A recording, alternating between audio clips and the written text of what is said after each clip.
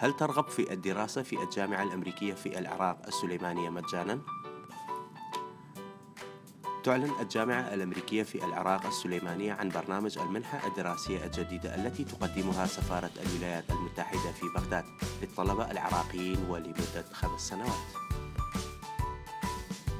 وشروط التقديم: الطلاب الذين يقدمون طلب القبول للجامعة الأمريكية في العراق السليمانية في ربيع 2017 يجب أن يكونوا من الحاصلين على درجة 85% فما فوق في الامتحانات الوزارية.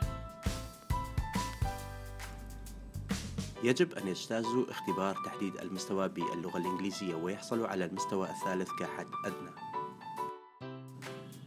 سوف تعطى الأولية للمتقدمين الذين تضرروا بشكل مباشر أو غير مباشر نتيجة للصراعات الدائرة وحركات النزوح والعنف الذي عصف بالمجتمع.